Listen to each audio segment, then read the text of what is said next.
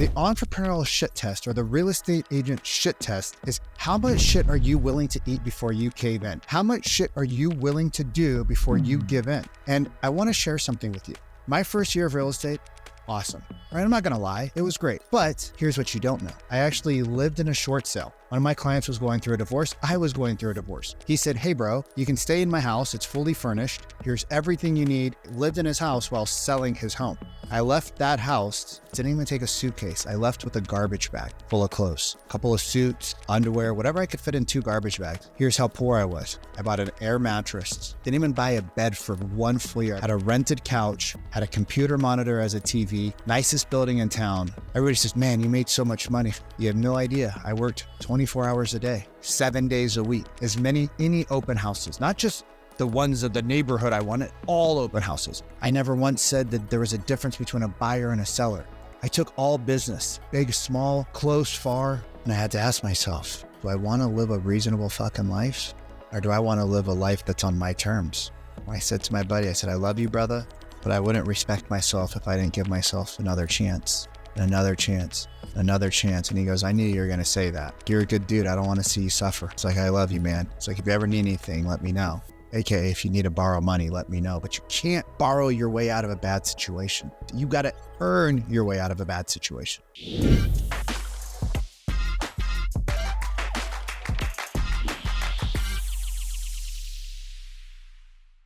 What's up, my friends? Welcome back. Vikram Diol here with the Real Estate Sales Academy, the only real estate sales training program that I know about that focuses on human behavior, human psychology, teaches you the things to say, what not to say, how to say them, the right tonality, actually the right way to think in a post-COVID world so that you can attract the buyers and sellers that actually want to work with you versus chasing the ones that don't.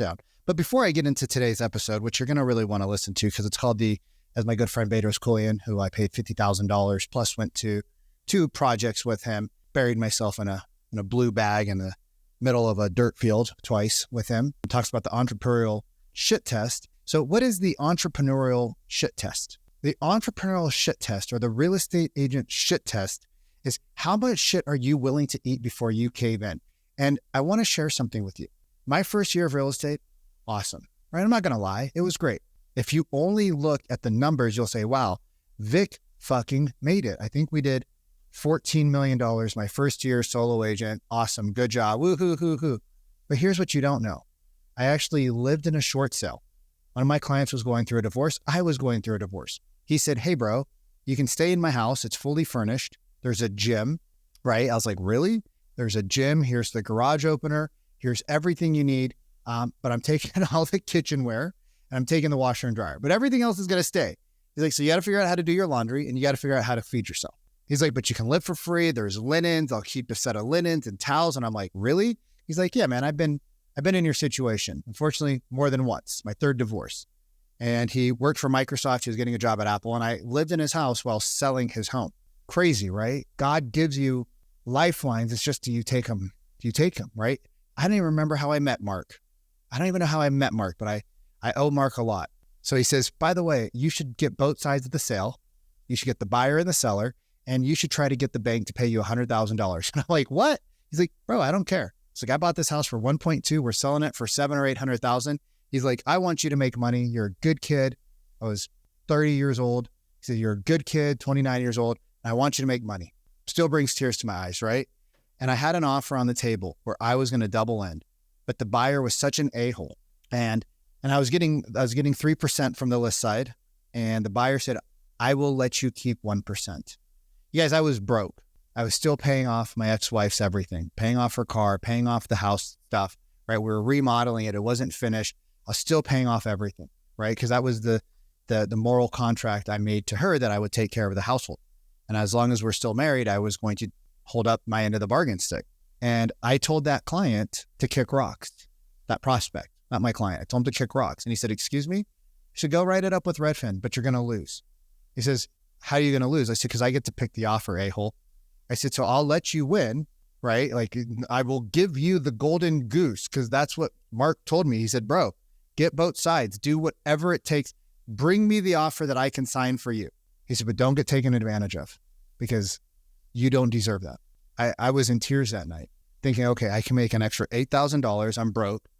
Or I work with Nasheed Ali, who's a great agent, who I'll do a lot of business with, that brought the best offer, right? And Mark said, dude, tell the other guy exactly this. Mark, he's an attorney. He walked me through exactly what to say. And he said, if the guy passes, then bring in the other offer. If the guy takes it, then let's run this guy. But he's got to be the best offer for me. And I was like, all right. The guy didn't take it. And I was devastated. $8,000 was a lot of money back then, right? And I passed. I left that house and I went to my friend's house that I met one time at a bar, Brad, and I had a garbage bag. I left the house that we were remodeling, right? Beautiful house, gorgeous neighborhood. Left that house, didn't even take a suitcase. I left with a garbage bag full of clothes, a couple of suits, underwear, whatever I could fit in 2 garbage bags. And I left Mark's house and I went and lived in my friend's apartment. I was stacking cash, paying bills, stacking cash, paying bills, stacking cash, right? And when Brad bought a condo 2 months later where I lived for free, Brad got a great, amazing deal on a condo. I took the money that I had, right? It's about 5 months now. I was selling real estate, a couple deals here and there, nothing spectacular. And I moved into my own apartment. Here's how poor I was. I bought an air mattress. Didn't even buy a bed for one full year. I bought an air mattress, had a rented couch, had a computer monitor as a TV, and had a coffee table that I bought or that I got somewhere for my TV stand. Nicest building in town, air mattress, no furniture, everything rented. TV was literally a computer monitor. Everybody says, man, you made so much money. You have no idea. I worked 24 hours a day, 7 days a week. Any open houses, not just the ones of the neighborhood I wanted, all open houses. I never once said that there was a difference between a buyer and a seller. I took all business, big, small, close, far. Luckily, I didn't have to drive so far. I was able to stay in a small niche. Somehow found online leads. God said, hey, Vic, you're not scared to make calls. Here's some online leads. Zillow was a new company. They were doing the Zestimate, but they hadn't quite converted to a lead company yet. My old leasing manager said, hey, Vic, you need to do this. And I was like, I don't know. Everybody in my office is advertising stupid. Vikram, the people in your office are stupid. They're dinosaurs. They've been here for 90 years. You're a transplant. You need to sign up. I said, how much is it? She said, it's like $500 a month. I was like, okay. I remember when I had a cell phone store, we were paying $3,000 a month for advertising. And I owned a Verizon store, but I was still spending $3,000 to get people to come to my store instead of the Verizon corporate store down the street, literally 2 blocks away. And I was like, well, $500, if I do one deal a month. She goes, yes, sign the fuck up. Okay. Signed up, started getting these online leads. Well, Zillow didn't have a talk track, so I created my own talk track. And we started converting these leads. And then they had this review platform and we started getting reviews on there. And I sent everybody there. And then 2018, I decided after very successful $270 million in sales in 4 or 5 years and team, I decided to have a midlife crisis. I shut everything down and I went into business. I opened an Osteo Strong with my dad and we decided to renovate his old office space. Well, when you renovate an old office space that hasn't been touched in 40 years, and unfortunately the contractor we picked, nice guy, he was paying with our money the bills from his last job. So he'd finished one job with the new client's money, and then he kept rolling it, but he underestimated how hard our build out was going to be. And so he gave us a bill of, let's call it 80 grand. It ended up costing almost triple that. The dump fees, this fee, that fee. So I ended up having to become the general contractor again. And he bailed on thousands and thousands and thousands of dollars on us. Thousands and thousands and tens of thousands of dollars of material costs and delays. And what was supposed to be a 45-day project ended up taking 6 months. And when you're a GC, well, you kind of stop tracking money because when you're doing the work and you're tracking the money and you have money going here and 5,000 there and the doors are going to be, oh, the door bid was $2,500. Oh, actually the doors are going to cost $7,000 and you've already ordered them and you got this and the plans and the permits and everything to make a change requires you to go back to the city and spend more money and take more time. You just start. So all the money I had saved up, gone, plus some. And then we opened the business and we underestimated how hard it was going to be. We overestimated how easy it was going to be. My dad thought he'd be able to pull more clients from it because it's OsteoStrong's in the wellness. My dad's a wellness doctor. He thought more people would come over based off of his recommendation. But because we didn't have the right systems and processes, and we didn't have the right manpower and this and that, when he would bring people over and he would follow his own process, there was a break and we didn't bring in as many people. And so for 7 months, we didn't make any money. We were paying employees, we were paying franchise fee, we were paying thousands and thousands of dollars in marketing from a company called Loud Rumor. And I was broke. First time in 8-9 years, I had been broke again. Not just broke, but like broke, because I thought money would just start showing up magically, because that's what it had been like for the last 8 years of my life. Do one transaction, $10,000, another one, $15,000, one, $5,000. Started getting into the 800s and the millions and the 1.5 millions after a few years. And those were bigger checks, right? Oh, by the way, I had employees steal from me, and I had employees take me to the labor board that I had to pay out of cash that we didn't have. So then I had to go into my line of credit, and the credit cards are racked up. And I'm still paying for coaching and still giving Bedros and Sharon 30s and 50s of thousands of dollars a year, because I knew that I needed to be around those people, because if I get into my head, I was going to die, right? I was going to cave in. So I'm spending thousands of dollars a month on training and coaching and masterminds and mentorship. I'm putting everything on a credit card. I sell my car in 2021, but in 2020, my buddy Sharon, I'm upside down. Somehow I bought a rental property during this time too. Don't even ask me how. I borrowed money from somebody on a hard money loan that's got a 1% interest rate. So the build out from there, I got some money from somehow. I paid something. I got a couple of referral fees, paid off some money, bought a rental property. The rental properties on credit cards. Like, oh my God, it was crazy. I had to sell everything like a year later. Had to sell all of it. I borrowed money from my buddies to pay for coaching and to pay the credit cards off, right? Somehow I paid him back. Don't know how, but God just kept providing. And I remember in 2021, I'm moving to Miami. I walked away from the business with my dad because we're having a fallout. It was ruining our relationship. Flat out broke. My credit's just good enough that I got an apartment, right? So I'm living in a nice area of Miami, got no car. I got my bike. I'm biking every day. I'm just trying to keep my mind fixed. I'd get on the toilet and I would start scrolling because I didn't want to come back out of the bathroom, because when I left the bathroom, I would have to face reality, and I'm starting to get fucking hemorrhoids, and I'm wiping my ass and I got blood on the toilet paper and getting sick, and I'm just shit's falling apart. But I pretend like it's all going well. Don't tell anybody. Still go to the gym, trying to figure things out. What am I going to do with my life? The entrepreneurial shit test, the real estate agent shit test. And I feel like I have fucked up health and I'm going to die half the days. I couldn't sleep. I built everything that I needed to never leave my house because I was scared to leave. Miami's so expensive. I was scared to go outside because every time you walked out the door, it's a $500 bill.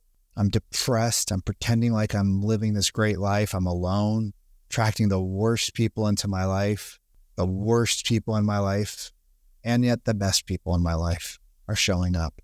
Credit cards, minimum payments every month. Never know how I'm going to make the rent payment. Sold my rental property, took that money, paid the credit card off. 2 months later, credit cards racked up again. What the fuck? Not tracking anything because I'm so scared to look at the bills every month. Bank account, never looked at the bank accounts. God, there was a bank. My bank was in the same complex as where my apartment was. I could walk out my bank every day and I could go talk to a teller. I never talked to him because every month I was so scared that if I look at it on the wrong day, it's going to be negative or it's going to be positive. And my friend says to me, hey bro, move up the street, be my sales manager. Teach my people how to sell like you do. I'll pay you $250 a year, $250. It's like, I'll pay you $125 up front. It's like, how much do you owe the bank? I said, I owe about $650,000 right now. He's like, Jesus Christ. It's like, I'll pay you half of it up front. Let's get you back on your feet. It's like, you'll probably make $400,000 this year. And I was like, give me a few days. He's like, don't take too long. I got one other dude that I really like as well, but I'd rather have you. He's like, you can live with us. It's like, you got your bedroom and the house. It's already ready for you. He's like, 90 days, live with us. We'll get you back on your feet. Entrepreneurial shit test. I've never had a job. my life.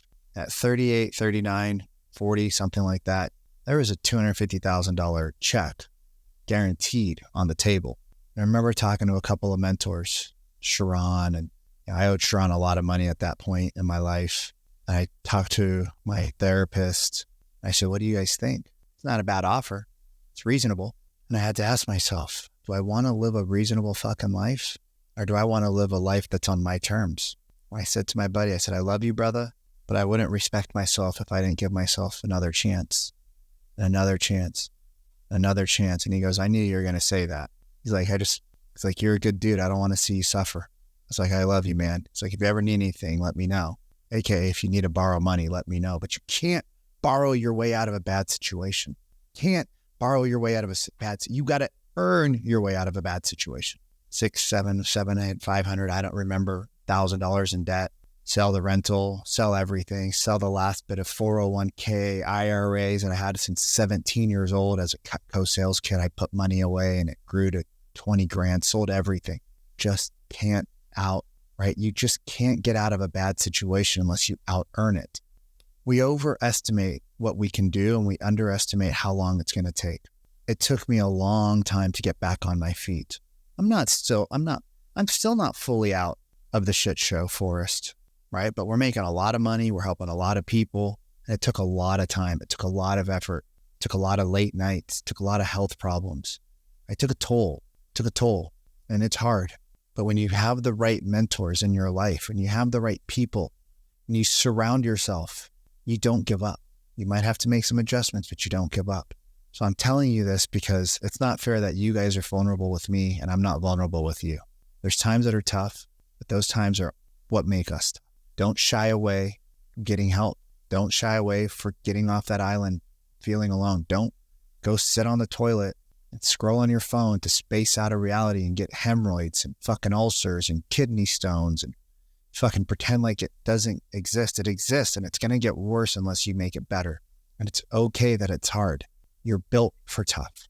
You're built for hard. So I love you. I believe in you. If a fucking country bumpkin Indian nerd from Bakersfield, California can make it and figure it out, you can too. Right? I spent my summers as a kid on a farm. My grandparents didn't go to no freaking space camp and technology camp and all this crazy shit that kids go to. Just went to a farm. We're just country boys. If we can figure it out, you can figure it out. Might not be easy, but when you don't give in, right, and you play all out, and you put your focus and your energy and your intention on the right things, because wherever focus goes, wherever your intention goes, energy flows behind it. Look at your bank account every day. Look at your numbers every day. Look at your effort every day. Don't worry about them not being where you want. Put your energy into it every day and it'll get to where you want. If you need some more advanced help, right, we have multiple programs from hundreds of dollars to tens of thousands of dollars a month for teams and bigger companies, right? Or we'll come in and train you on exactly what to say. But if you want to work with somebody who's been up shit's creek and understands maybe not exactly what you're going through, but what tough times are like, and has been a realtor, has been in your shoes more than most of the people out there in the world, have had good times and bad times, understands what it's like to be scared and broke, but does it anyways. There's a link below, and we'd love to chat with you. So we'll see you soon. And in the meantime, like, subscribe, share. And if you found that this was valuable, maybe share it with somebody in your office or your broker, your team lead, because we don't know who needs to hear these real messages. I'll see you on the next one.